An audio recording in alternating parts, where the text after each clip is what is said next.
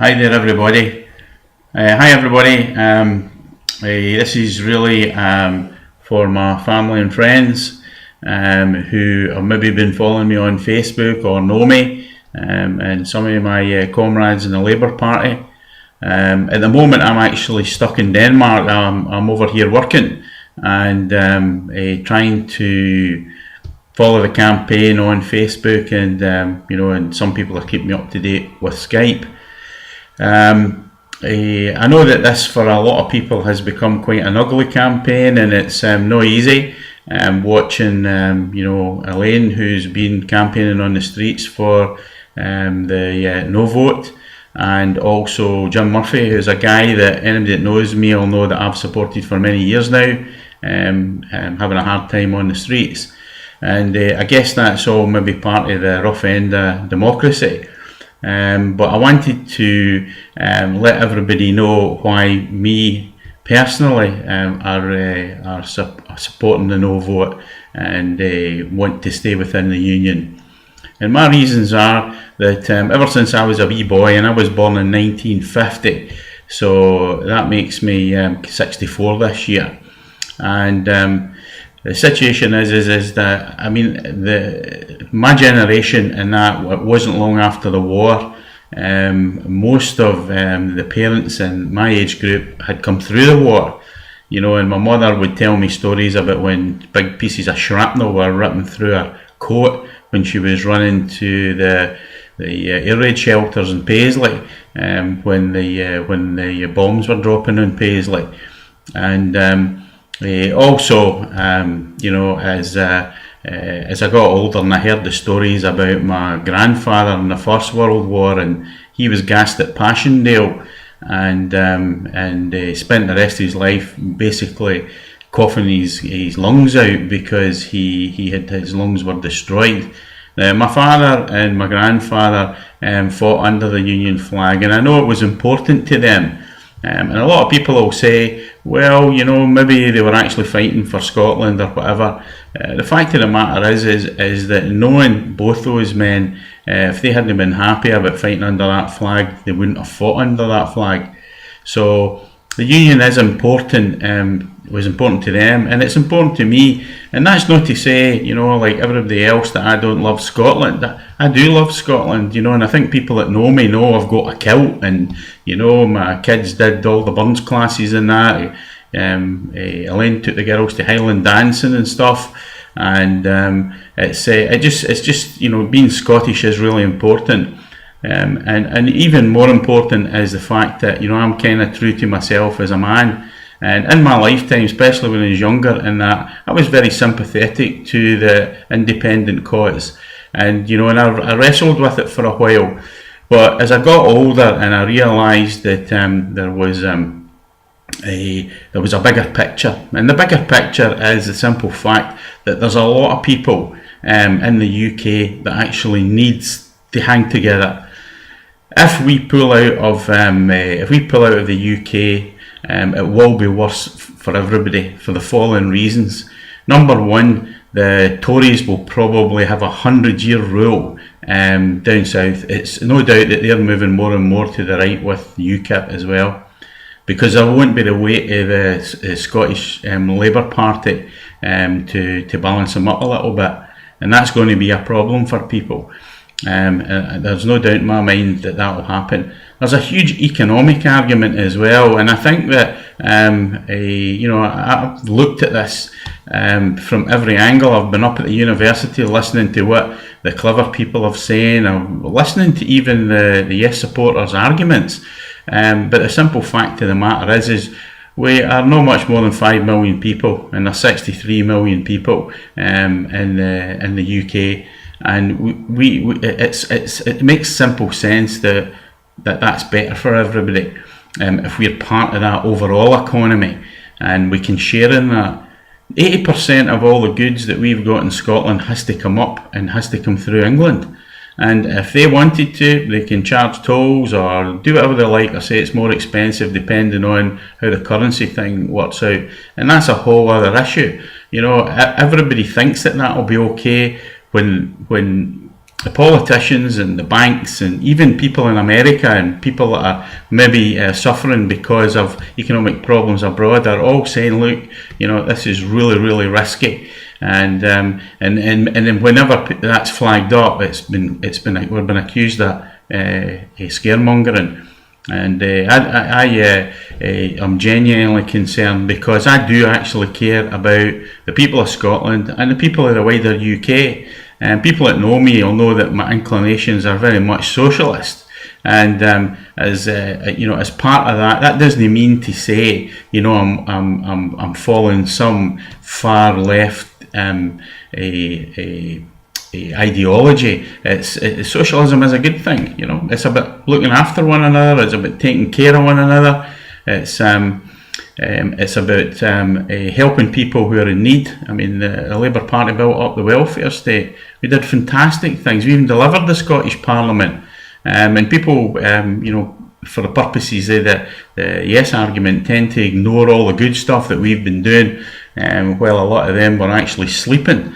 Or in more recent times than that, there's a whole generation of young yes voters in that who are maybe a wee bit more idealistic and haven't had my experience in life, who see us as the generation that's caused them a lot of problems.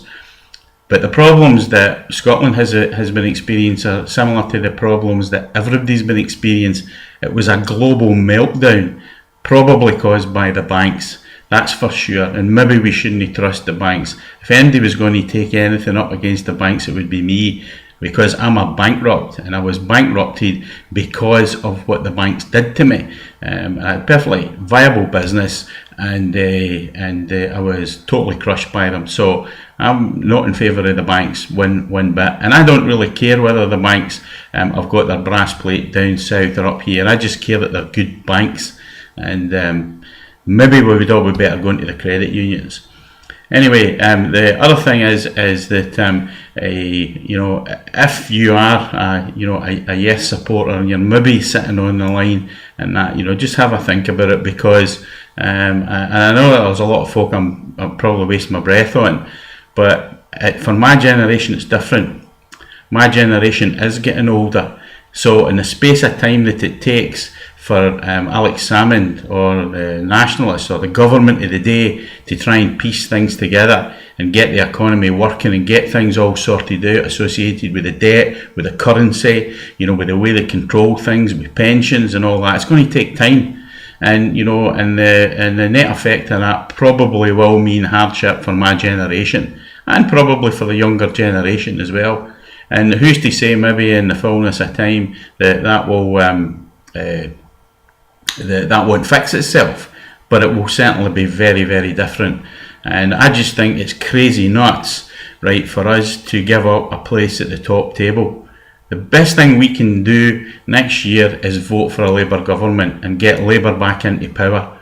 It's as simple as that, because things will get better for the people in Scotland. It'll also get better for the people down south, and that's for a fact. The other thing is that Alex Salmond is a clever man. There is no doubt about it, and he's got some pretty bright people. I've had a lot of time for Nicola Sturgeon, when the work that she tried to do to improve the health service. There's no doubt about it, and we were involved in trying to improve things for cancer people in Glasgow, but there isn't any doubt that the health service will be affected under a Scottish government, and it's just to do with the sheer size of it. And if you go down to Govan right now and you look at the new Southern General that's getting built, which is a phenomenal building, it's great that we've got the money to do that, but I doubt in the near future, if we'll be able to keep programmes like that going, and that is an absolute a vital asset. The other thing that's a big statement about the UK is right now in nearly every town down south, including number 10 Downing Street, they're flying the Saltire. Right, I mean, the thing is that, and people will say, aye, but there'll be, that's big government at the back of it and all of that. Well, okay, maybe big government is, but big government saying they don't want us to go. They're saying stay. it's going to be bad for them. They know that. So they're trying desperately as much as they can to try and keep us in. And whilst there's like probably half the population trying to get away. And at the same time, if you get into the port of Calais right now, and certainly a few days ago, there was thousands of people just screaming to get into the UK, and because they know what real hardship is. And I've been when I was home a couple of weeks ago there, I went to Braehead and Silverburn and usual places, and it seems to me they're absolutely booming. I mean, in my lifetime, and that, you know, I can remember when, you know, there wasn't even a lot of cars on the road. And this is, we're supposed to be really struggling under Westminster. I'm afraid, from my point of view, if you've been brought up like me in the schemes in Paisley, then you would know that things are better for everybody. And there maybe are some people that are struggling, and we have to help them. And certainly the Labour Party are the people to do that. And whilst everybody right now is complaining about the fact that, oh, there's still food banks and there's still poverty, absolutely, and there's certainly, the Labour Party still has a lot of work to do as far as that's concerned, but that is on Alex Salmond's watch. That's for a fact. And he makes his choices, and at the end of the day, so, you know, some of the things that he's done with tuition fees, fantastic. Every kid's got a right to a good education. Don't have any problems with that. But this next move, if it goes against it, will be, I think, extremely destructive. And the other thing is it will divide people. And we know that we've just come through this whole thing with the Unionists and the Nationalists in Northern Ireland, and now we've got the Orange Walk coming over, and it's just all beginning to look a bit ugly to me. And I can understand, you know, brother against brother, father against son, and it's a terrible, ugly thing. And if you look at the street campaigns that have been going on, people are, if you go to any of the Jim Murphy tours, you'll see a huge amount of people getting actually quite angry and aggressive and violent. And I know that is one of the if you like, one of the disgraces about nationalism, that it gets people that way, and they become kind of ferocious. It's almost as if they think they're at the Battle of Bannockburn. And if you look at those videos on YouTube, you'll see exactly what I mean. And that isn't a good thing. And also, I mean, if, you know, there is a yes vote, and Jim Sillars has his way, and as part of because he said he's back in the game, you know, with the SNP, he's talking about there'll be a day of reckoning for businesses. I mean, this is Alex Salmond's virtual number 2 that's saying this. I mean, it's just extremely disturbing for me. Maybe we've had it too good for too long.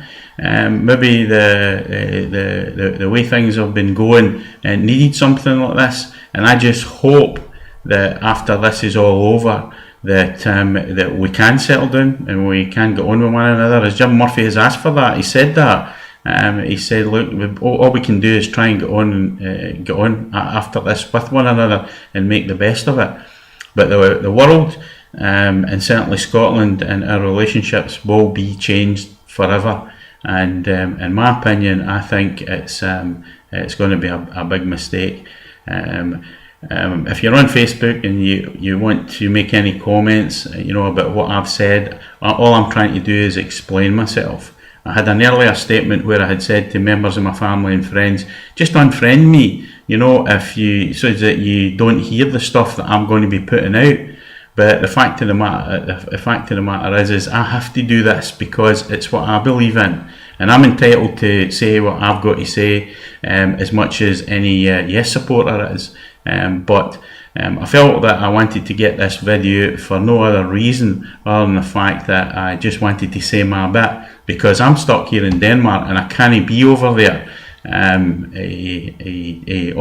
the streets to support my wife while people are abusing her, or the guy that I've supported for many years, Jim Murphy, to be there to support him. So that's my speech over, and you can make of it what you can, and please consider voting no on Thursday. It's incredibly important. Thanks very much. Bye bye.